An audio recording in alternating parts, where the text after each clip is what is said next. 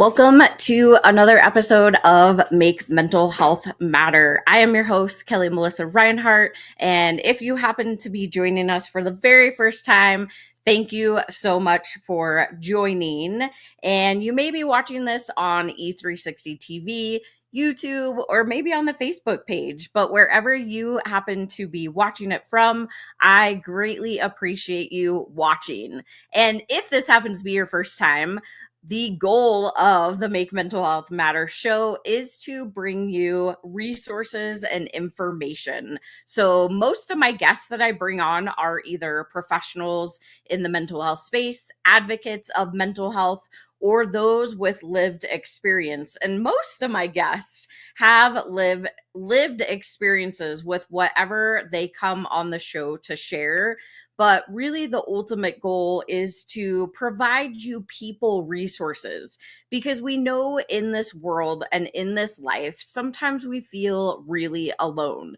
And excuse me, and we're not really sure where to go, who to talk to. And in the mental health space, there's generally a waiting list to get into a provider, whether they're professional. But then we also have that flip side of the holistic providers. And then on top of that, we even have incredible organizations that are leading the charge in the mental health, the trauma space, in all these different spaces of the guests that I ultimately bring on.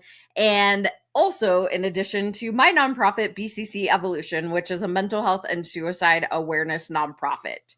So I am super excited to bring back one of my former guests. You may have remembered seeing her last year. Maybe no, it was a little later last year, but we talked about her incredible story through adoption and why she started her nonprofit called Trauma Drama University. So without further ado, I am going to bring up my guest. Gina, thank you so much for joining me again. Thank you for having me again. This is fun. Yay, yes. I'm so excited to just share with the audience what's the updates, what's going on now. Oh, Trauma Drama University is growing. This is very exciting for us. This is our second year as an official 501c3, and we've got some new journals that just came out. We're also in the process of putting together a respite program for therapeutic babysitting. So if you're one of those parents who's a little worried about leaving their kid with a babysitter, you know, that the babysitter might end up tied up or the house will be on fire. Yes, we're going to have therapeutic babysitting, people who understand trauma and understand attachment and won't interfere with either of those things, but will stay safely with your children while you get out and get a refresher. Wow. That sounds, incredible. And knowing that you're going into your second year, and I know I talk to you more than anybody else, but I think it's just incredible what you're doing. And can you just share, for those people that didn't see you last time, a little bit about your journey? Of course, yes. So 2016, I was honestly living in a house of chaos and violence. I had no ability to leave because my abuser was my adopted son. He had gone through so much trauma before we adopted him. And believe it or not, he was only 6 months old. But in that time, actually, I've learned that neglect is actually worse than abuse when it comes to the growing brain, the developing brain, because at that time when you're so dependent on another person to bring you food and to change your diapers and to help you with anything you need, my son was pretty much left to fend for himself. So his brain is now rewired for fight or flight at all times, making life a real challenge. You know, as soon as you say no, he flips out, he punches holes in the walls, he throws lamps across the room, he tries to hurt me. it got really scary for a long time until we found the right combination of things that worked for him. So he's doing great now, I have to say. He's an adult. He's going to be 20 this year. He's on the board of Trauma Drama University. And that was pretty funny, too, because he said, Mom, I think I'm ready to be on the board. I said, I'm an official 501c3. It's not my decision anymore. It's up to the board. And he had to give a whole presentation in front of the board, and they unanimously voted him in. I mean, he had a great story. He feels as strongly as I do that if we can help pay it forward to the next generation of parents, we're going to do our part in making the world a better place. So that's our goal. Yeah, that's amazing. And that I know you're like, well, I don't have a decision. You're gonna have to have these people vote you in. So I that's know. I'm like, amazing. it's not up to me anymore. I loved that I was able to pass that off. But I knew he'd be a good fit too, because him sharing his story, I think, is going to be huge for lots of other kids out there who've been through trauma and maybe got bullied or, mistreated by teachers and doctors and people who didn't understand trauma. And now he wants to really make a difference. So I'm proud of him for coming forward. Yeah, that's amazing. And I mean, just him being able to express first and foremost that he wants to be on the board and then be Mhm. willing to share his experience, because I know for you and as parents that are trying to help and protect their children, but yet there is this anger and this side of violence that comes out, that it's hard. Like, it's not an easy thing to go through that many years of the trauma that you experienced. And then on the Mhm. flip side, now having him tell his story, what it was like on his side, right? That's Right. just incredible that he's able to do that. Yeah. Yeah. It's been a long road, but we are in a very good place now. Our family's really connected and we're really we all really love each other. We hang out together. We like to do things together, and nobody is violent or. I mean, I won't say nobody's anxious because we still all have anxiety and depression, and we're still all healing from PTSD from living in a house of chaos. But all in all, we're healing better every day, and we're more ready to help others. Yeah. And so we put together Trauma Drama University to provide education, support, and resources to parents like me. There's a whole lot of judgment that comes with a child misbehaving in the middle of Target, and everyone gives you advice that you maybe didn't ask for.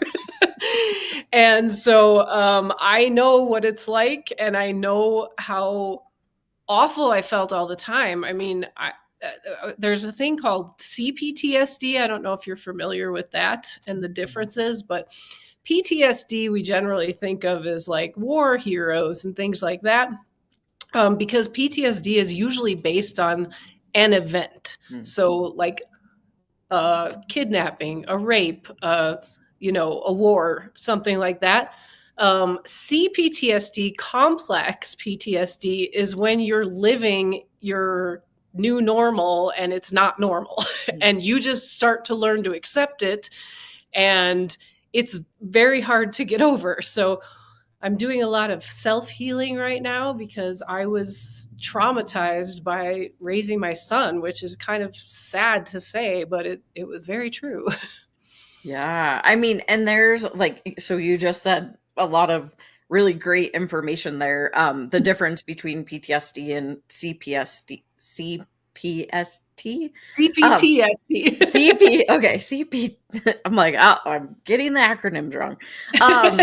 But complex versus PTSD. Right. And also knowing the difference between the two of those, I think that's huge, because now you can use that information and be able to know why it's different for you and your family, right? Like, Right. nobody wants to experience a trauma after a trauma after a trauma, but that was like your daily life, and it Yeah. became the norm. And when you have to live through that many years of this norm, then Mm-hmm. it's hard to get on the other side of that too. And I think that's important for parents, supporters, caregivers to really understand, is that it's not the thing that popped in my head, and I don't know why, but the thing that popped into my head is like, I'm a bad parent, or I'm crazy, or, like the words or the labels that we give ourselves. And Yep. it's like, oh, wow, I didn't think about doing that. Like you said, the unsolicited advice Right. of other parents. Yeah, and that I think that's one of the hardest things because even friends and family didn't understand. And even friends and family told me maybe I should take a parenting class. And meanwhile, I'm reading like 600 books on trauma and adoption and, bipolar disorder. Like, we didn't know what he had. We had every single diagnosis under the sun. So everything in the alphabet soup book, ADHD, ADD, ODD, this and that, they threw out everything for him. And it turns out it was just trauma, like, yes, he had a diagnosis of reactive attachment disorder, but reactive attachment disorder is really just severe trauma during the first 3 years of life. So, Right. Yeah, and I know when you came on last time, we kind of talked about that too, is really the first several years of life, right? It's that attachment phase that he was lacking. And I mhm. know that they talk a lot about like nature versus nurture and attached versus detached. And it really truly is a thing when you start talking about adolescence and maturation periods, and that first 0 to 3, 0 to 5, they're so important, that Yes. time, especially 0 to 1, right? When you are generally bonding with your baby is bonding with you. And when they Mhm. have that lack of attachment, then that just creates and snowballs so many other things that lead Yeah. to misdiagnosis and throwing the book out and being like, I don't know what's happening. And you're like, that is not an answer. And I'm not taking that answer. But Right. And it's frustrating because so many of the people that are supposed to help you don't really understand trauma yet. So I think the whole world needs to be a little bit more trauma informed these days. And that goes from everywhere from teachers to bosses, like if your boss knew that you had some issues with mental health, maybe they would be more compassionate. right. Yeah, no, it's definitely I'm actually right now taking a trauma informed class for youth specifically. I mean, I've taken a lot of classes over the time, but this is a Mhm. newer one that just came out, and so I decided to enroll in it. And it is, I mean, understanding trauma informed. And I think that's a word that people throw out often, that Mhm. maybe people don't quite understand what that means. So can you just tell the viewers a little bit, like, what does it mean to be trauma informed, at least from your perspective? I think it's really understanding brain development and what happens when you're traumatized. I didn't realize that, how the brain developed, and it develops in order. So the first thing that develops is the, fight or flight is first thing that develops is the automatic brain, which is, breathing and blinking and things that we do all day that we don't think about. Then after that is fight or flight because you want to know if you're in danger. Like they put that in us for a reason, so we would be prepared in case something happened. We'd go into fight or flight and protect ourselves. Well, when you're already a baby and there's no one coming to feed you, that fight or flight starts to kick in. And when it happens over and over again, you're just stuck in that fight or flight. So my son would go from 0 to 60 on the anger scale in like a fraction of a second. He could be happy and having a great time one day, and then he'd be like, oh, can I have ice cream? And you don't want to say no because he's going to throw this major tantrum in the middle of McDonald's, but So then you kind of weigh your options. What is more important now? Telling him no or getting out of here without making a scene? So makes it hard to parent that way. Yeah, well, and I just in my brain, like my my son at times have been that way, right? But that's like a constant thing, Right. especially in your situation. But also, it's that matter of, well, is it really that important? And then you also have that other side of, will you just give them everything? And Right. you're like, that's not the case, but sometimes it is because it's easier and you know what's going to happen otherwise. Right. So, yeah, definitely. It's it's a hard situation to be in, and I think just parenting in general is a hard situation, but then you add trauma on top of that and all the layers just start stacking, and when you have the violence even thrown in there, that you are the person that is taking most or all of that, it makes it even harder. And what does that do to you as a parent? Like, what are things that came about that for you?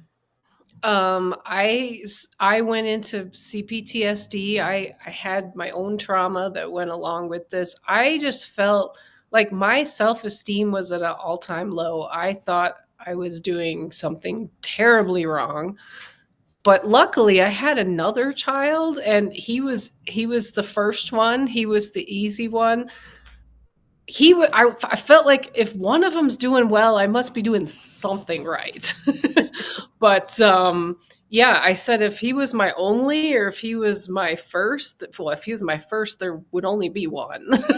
Because he really started having extreme behaviors from day one. Like he would scream bloody murder for like 4 hours and we couldn't figure out why. We always used to say he wouldn't sleep unless the planets were aligned. Like he didn't sleep through the night till he was 11 years old. And that was a long decade for us. Yeah. I love that. I mean, you do have humor about it now, right? Like it Yeah. is something that you're able to talk about and share, hence the reason you started Trauma Drama University. But I also think that that's like it's a part of the healing process. So I love Oh, that my you're able husband to and do that. I made a pact. Like every time something horrible happened, we're like, all right, now this has to be a funny story. So let's figure out what's the funny part of this story. And, we try to laugh about it as much as we could because otherwise we would have probably killed ourselves. Like I had suicidal ideation through my whole parenting journey. And thankfully, there were two of us, and my husband understood what was going on because a lot of times it only comes out on the caregiver who's at home with them and not the other one. So I see a lot of parents in my situation where usually the father, but sometimes the mother, doesn't believe it. They're like, no, every time I'm around him, he's great. Well, yeah, that's because it's the main caregiver, the primary caregiver, that is the enemy.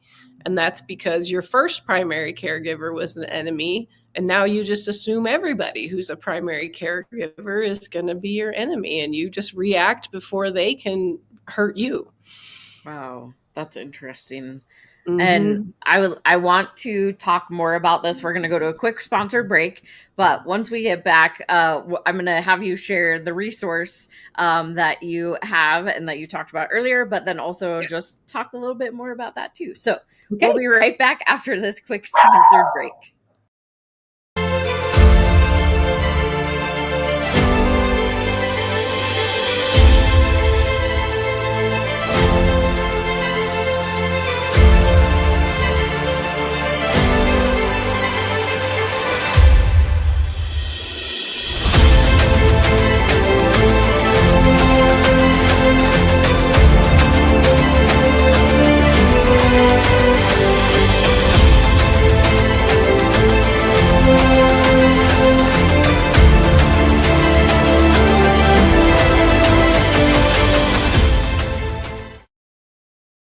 Jeff Pearson here, host of Invisible Condition, where we talk about all the people who are living and thriving with all those conditions that you can't necessarily see from the outside. Join me every Tuesday and Friday at 10 a.m. Mountain Time on E360 TV. And like that, we're back. If you happen to be just joining us, thank you so much for joining. And I have my guest, Gina Heumann, here. We're chatting about her experience through her adoption of her son, who had trauma very, very early in his life, which ended up really snowballing over the years. There was violence, there was throwing the book at every diagnosis, trying to figure out what the heck was going on. And really, it came down to the simple fact of that detachment and the caregiver from when he was first born. And then after Gina was able to adopt him, learning about what was actually happening and knowing that it was really simply just that trauma. It didn't have to be anything else. And now he is much older, thriving, a part of Drama University board, and sharing his story, which is incredible to have the flip side.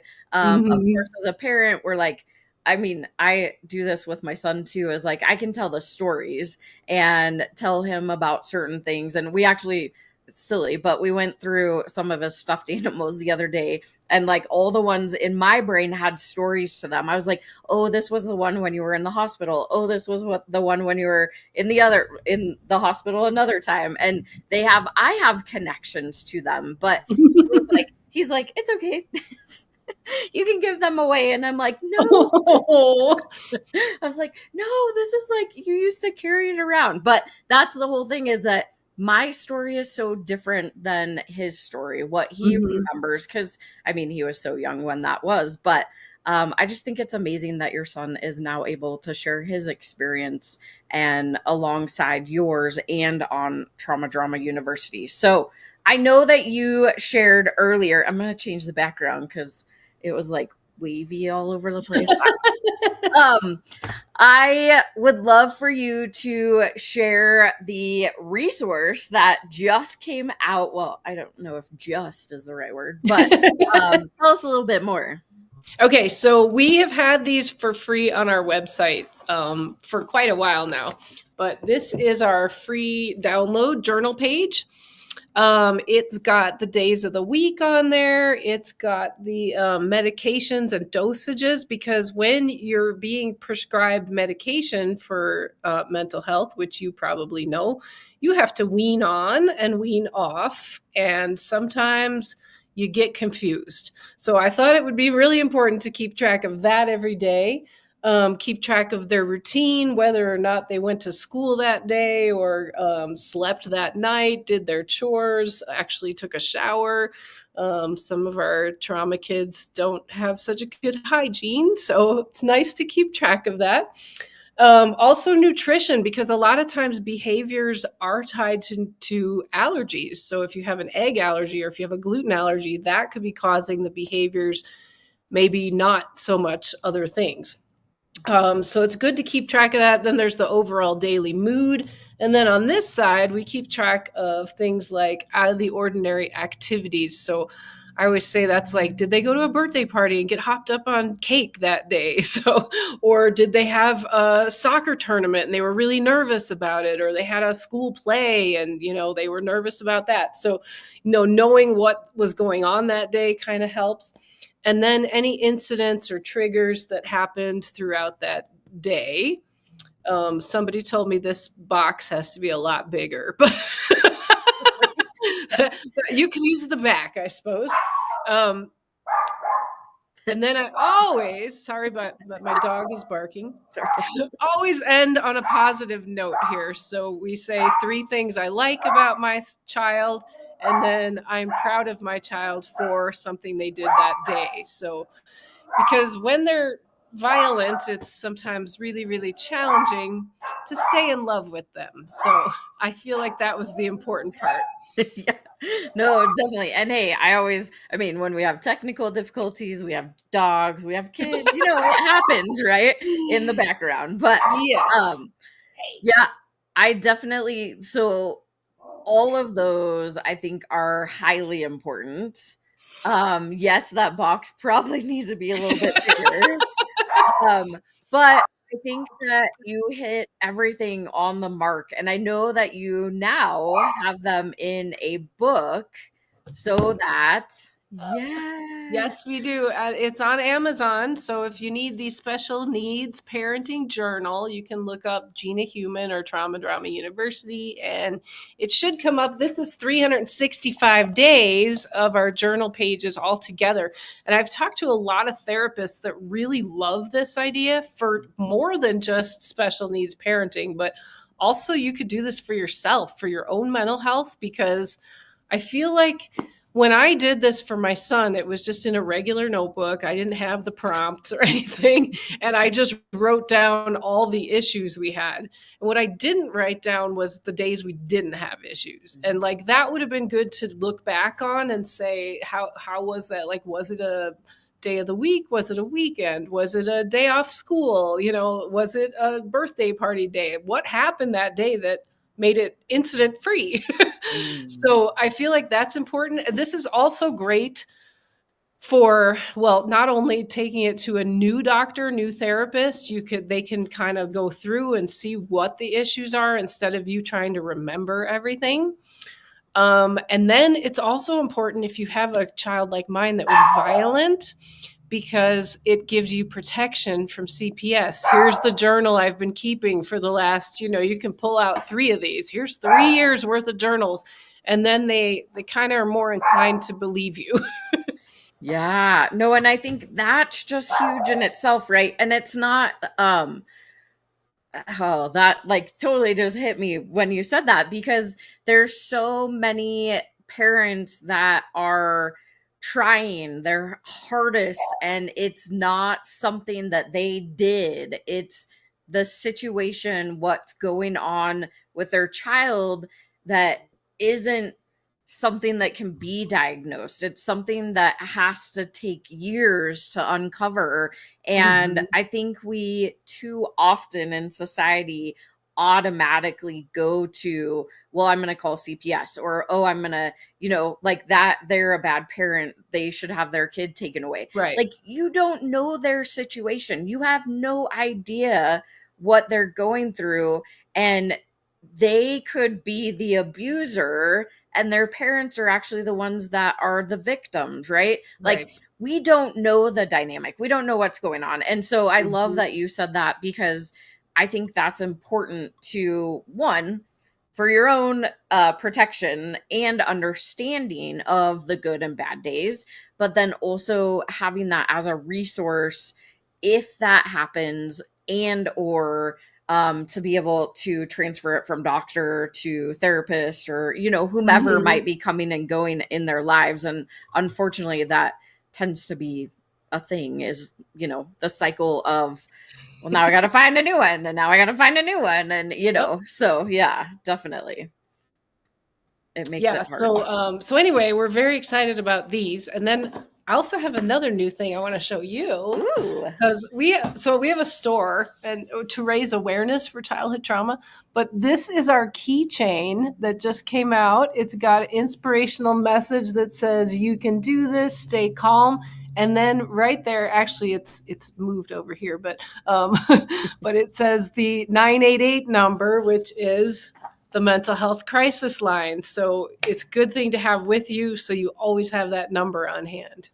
Yeah, that's amazing. I know I see all your stuff more often, but I love all the things that you have created and been able to share with the community and anyone that wants to buy them. I love how you're always branded, and one day I have my scarf on today. Oh, yay. Nice. With little trauma hearts on it. There you go. I love that. That's so awesome. I know that so in addition, well, okay, so we have the journal. You can have 365 days to be able to track that. Again, Mhm. as a reminder, track even the days that are good days. Yep. Also have the merchandise that you can have, the 988. I know you have a lot of other stuff on there too, that can be a resource for parents. And then you have your new, would you call it a curriculum or is it just a program? The new program we're trying to put together, it's not off the ground yet. Okay. I actually got approved with Impact Denver to do a project with them, and the team I have working with me is unbelievable. So I'm very excited. We have someone working for someone on our team from Colorado Behavioral Health, so like that's going to be huge. And yeah, they're going to help us put this together. My dream is like we're going to go into some of the schools like CU, CSU, DU, where they have trauma grad programs and get some of the students who've already had some psychology background to go through our trauma training course. I have a friend up in Ottawa that all she does is teach people how to do respite care for reactive attachment disorder and other types of trauma. So she's given me her curriculum. So we're going to rewrite it with our branding on it and everything, and then kind of give her a percentage of what it costs to do the program. And then we're going to put people through the program, get them certified, get a background check done if they don't already have one, and then collect references. And then once they have those 3 things in place, we're going to put them on our website. So if you need therapeutic babysitting, you can go to that site. It could work for long-term nannies. It could work for weekends. It could work for just one night getting away. But respite is so important. When you're living in that chaos from day to day, you need to have some sense of normalcy and you need to have some connection with your parenting partner. So that part is really important to get away, remember why you were together in the first place, remember that we're on the same team, and then go back stronger. So I feel it was really important. It was something we didn't really have access to ourselves because we didn't adopt through foster care. We adopted through Guatemala, and we didn't qualify for a lot of the programs that are out there for kids, which sucked. But yeah, respite care, and we didn't have family in town. So we got respite when my in-laws would, or my mom would come to visit, and we'd just get away for one night. And, it was hard. And as he got older, then the grandparents weren't as comfortable staying alone with him. So we sort of missed out towards the end. And explain, so anybody that doesn't understand what respite care is, can you just explain that a little bit? Respite care is more therapeutic babysitting. So they're not coming here to be the entertainment. So a lot of times you think, oh yeah, babysitter's coming. We're going to play. We're going to have fun. It's going to be so cool. When kids have trauma, we don't want to do that. We don't want to rock the boat. We want to keep things as normal as possible. So a respite provider would come in and try to keep running the household the same way the parents do. And, not get overly friendly, because a lot of our attachment trauma kids have they're parent shopping most of the time. They're trying to find people better than you because everybody's got to be better than you. So so a lot of times they'll bond with another babysitter or something like that. That kind of gets in the way of our attachment. Trying to think of some of the other things too. But there's all kinds of benefits from having someone who's trained in respite care.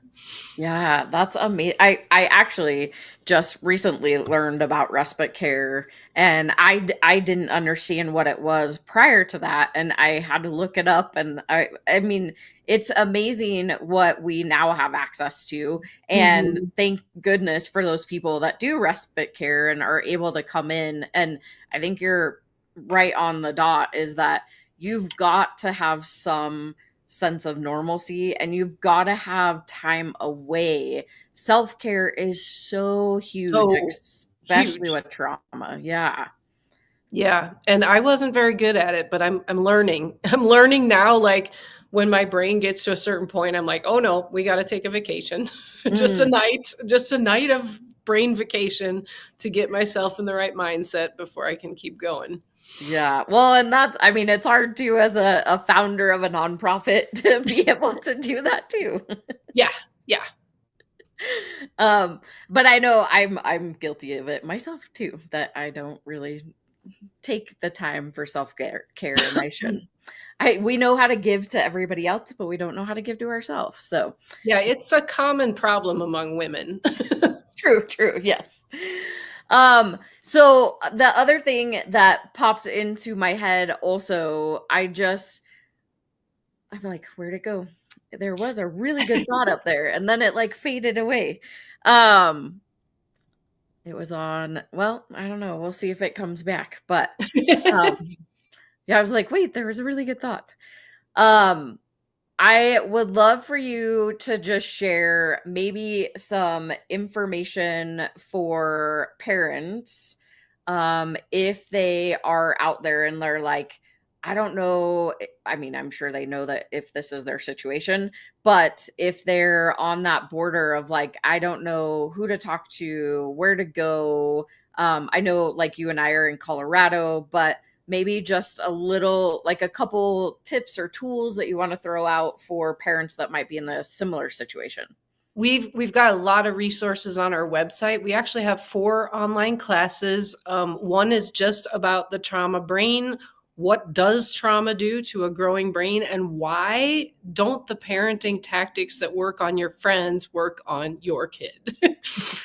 So that's a really important one, because I just, I kept going, well, they said be consistent, be consistent, be consistent. I'm putting him in timeout like I'm supposed to, not realizing that timeouts are actually horrible for their self-esteem when they're a trauma kid. So like they're not going to learn from it either. They don't have the temporal lobes developed, because that's delayed. And it doesn't happen unless there's an attachment. So we really teach connection comes first, connection before correction. Mm. And so finding ways that you can bond with your child is really, really important. And I've talked to a lot of moms that are like, oh, but my kid's into anime and I think it's awful. Okay, fake it then. Sit down and watch an anime show with them, see what they like about it, try to have a bonding moment. And if that's the only thing they're interested in, you're just going to have to fake it so you can form a relationship with them. My kids were into music, and they like EDM, which isn't the normal thing for middle-aged moms, but I have learned to appreciate it. I've actually learned to love it. So they now take us to concerts and stuff like that. My kids are both EDM artists, and so they're in the music industry and they love what they do. And, if we didn't show an interest, then I don't know that we'd have a relationship with our kids. So I think it's important to really see what they're interested in as well. Yeah, that's a great point. And I know like my son loves Eminem and rapping. Like that's Uh-huh. his, and it's awesome that he can get his tongue going fast enough to actually do it. And it's pretty impressive. So I know where that thought came back.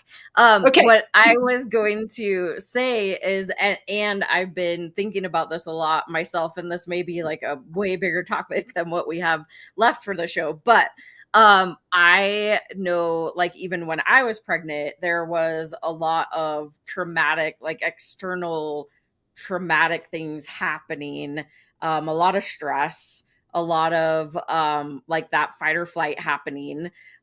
So as I was pregnant, there was a lot going on, right? And then even when my son was born, like the way that he was sunny side up, and like hitting my tailbone with I mean, there was a lot, and didn't have any drugs, right? So there's stress in there. And I know that I have seen and heard a lot of research behind even like in utero, during those experiences, and when there are mothers that maybe have lost children in the past and they finally are now pregnant, they're really stressed out because they may potentially lose the baby, and just how we dump all of those stress hormones into our body while we are growing a human inside of us, can translate into challenges down the road. And so, as you were talking, and again, it's something that I've been really processing lately, is like, are the, or not is, but are those experiences translating into the challenges that we're having now? Absolutely. I actually heard a chiropractor talk today on how C-sections are not as gentle as we thought they were. And he showed this video of the doctor pulling out the baby like by their neck. And I was like, what? Yeah, it was horrifying. But apparently they're not always that gentle. And so a lot of times we used to say, oh, get the C-section because it's so much more gentle. But I guess it's not. That is not the case. But there is all kinds of trauma that can happen in the womb. If a birth mother is thinking about placing a baby for adoption or doesn't know what they're going to do with this thing that's growing inside of them, that stress goes right into the baby. So they're born with already, anxiety. They're all set up for that. They've had all those bad hormones down in their womb. There can be trauma from the birth. There can be trauma if in the first 3 years of life, if the mother escaped a domestic violence situation or the father with the baby, that baby is going to have that trauma still built up inside them. They may not remember it. We always say like, oh, they probably don't remember what's happened when they were 6 months old, but their body does. The body keeps score. I don't know if you read that book. I forget what his name is, but anyway, very famous doctor wrote that book, and it's so true. Like all the trauma that got trapped in your body is still there. So if you have migraines or if you have back pain or whatever, it could be still trauma built up from your childhood. Yeah, it's so interesting. And I know last year in our film festival, we had a submission about generational trauma. And that's something that's just fascinating, how we can take it from one generation into another, into another, into another. So sometimes we're even holding on to trauma that's not even ours, like it's other generations. But unfortunately, when we came into this world, those stressors were still happening while our mom was pregnant with us. And it's just fascinating. And I know, like, I'm like, as you say that. So my first daughter, I placed her for adoption. I was 16. Yeah. So I was like, well, there we go. I just screwed up both my kids. No, but so I placed her for adoption, not really knowing what I'm doing.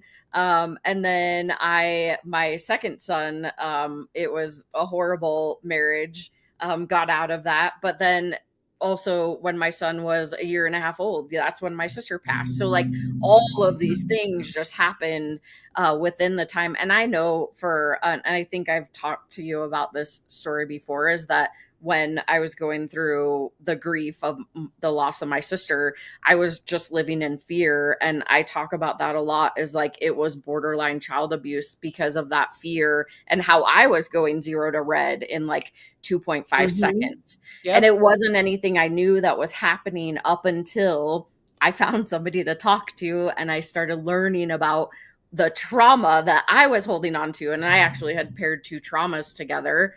My son's seizures and then my sister's death, and it was just ruling my life. So that can affect our kids too. And it's just, knowing all this information and being able to share this with people, I think is so important, because it helps show and validate that like the labels. We're not crazy, right? Like Mm-hmm. we truly have experiences that we go through that sometimes shape what comes out, and that we're not bad parents. It's Mm-hmm. there's certain situations that happen that we can't control, but we do and can make the choices to, like you said, not put them in timeout, right? Like Right. realizing like there are other ways to parent, and now we have so many more resources that we can access. So if you truly are a parent and you are struggling, please reach out for help. Mm-hmm. And it's not anything that you're doing wrong. It's just simply we maybe need to get down to the bottom and figure out exactly what's going on, and it may just come down to trauma. Well, and let's face it, none of us are perfect. And none of us had perfect parents either. Like I love my mom to death, but there's things that she did that we just don't do anymore, you know? Like it's just times have changed and things have changed, and now we're learning more and we were able to try out different things. And I tell my kids all the time, I know I'm going to come up in therapy someday because I wasn't doing this perfectly, but I did the best I could. Yeah, no, definitely. That's Nikki was on last week, so we kind of talked a little bit about that. And then I went on her show and we were kind of talking about that too. And she's like, yeah, I just give my kids things to talk about in therapy. Yep. Yeah. Uh, well, I love this conversation, and I obviously could chat with you all day long. But I would love for you to share if you have any last thoughts that you want to share, but then also how people can find you and Trauma Drama University specifically. Okay, last tip. I'm trying to think. That's really hard. I have a whole nother class on how to get into the right mindset. That's another thing we have free on our website is this poster that talks about trauma. And I think looking at it helped me understand that my child wasn't doing these things on purpose. And I hung mine right next to my bed, and then I later made it into something more visually appealing, and now we have it on our website. So you can download one of those free. You can keep it on the back of your bathroom door, on the back of your closet, and just every time your kid's doing something to push your buttons, read it and go, okay, he's not doing it on purpose. Ooh, that's a good reminder. Yes. And you can get a hold of us at www.traumadramauniversity.org. Yep, down there. From there, you can get to our store, which is tduproducts.com. We're also going on TV in March Yay. on a show called The Blocks. So it's kind of an entrepreneur boot camp, and we're very excited to learn and maybe win the show. You are going to win the show, right? Yes, we're going to try. It looks very challenging, but I feel like it'll get our mission in front of lots of people. So Yeah, no, that'll be amazing. And I know when you and I like get the frog out of here.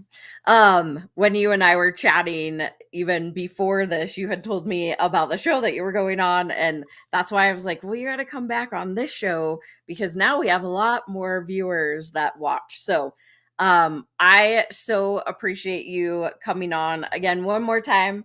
There is Gina's website, and I appreciate you, Gina. Thank you so much. thank you. Sorry, I Yeah. just started coughing in the middle of that. No, you're good. You're good. Thank you. And I appreciate you. And definitely go find Gina and Trauma Drama University. Sounds good. Thank you. You're welcome. Bye. All right, y'all. That was another amazing episode of Make Mental Health Matter. Hopefully, you got a chance to watch the whole thing. If you didn't, go back and watch. But I want you to know, like I said earlier, if you are a parent who is struggling with your child's behaviors. Maybe you are the victim and they are the abuser, and you feel like you're doing everything wrong. Nobody can help you. There's nobody that you can talk to. What I want you to know is that you're not alone. And there are lots of parents that have these experiences that you can really go out and talk to, and or reach out to Trauma Drama University. Maybe it's something that you just need that journal to be able to track the good and the bad days, see what the triggers are. Maybe it's medication based, maybe it is environment based. Figure out what those triggers are, what's happening during the day. Is it their diet? Like, there's so many factors to why we do what we do. And maybe it's something that you want to do for yourself, because you might be somebody that experiences highs and lows and you want to start tracking what's going on in your life. I think that journal is super valuable for anybody that really wants to understand their mental health, their mental state, and really start to put structure around it. Again, Gina said it's free. You can download it, or you go buy and you have it in a book that reminds you to do it all 365 days per year. So I'm so glad that she came back as my guest today. I go live every single Monday at 5 p.m. Mountain Standard Time now. No longer doing the Wednesdays, just Mondays. So 5 p.m. Mountain Standard Time on Mondays. And make sure, whatever you do, you come back next week, because I have another incredible guest that is going to share their experience. Thank you so much for watching, and be sure to share this with anyone that you feel like they need this information. I'll see you next time.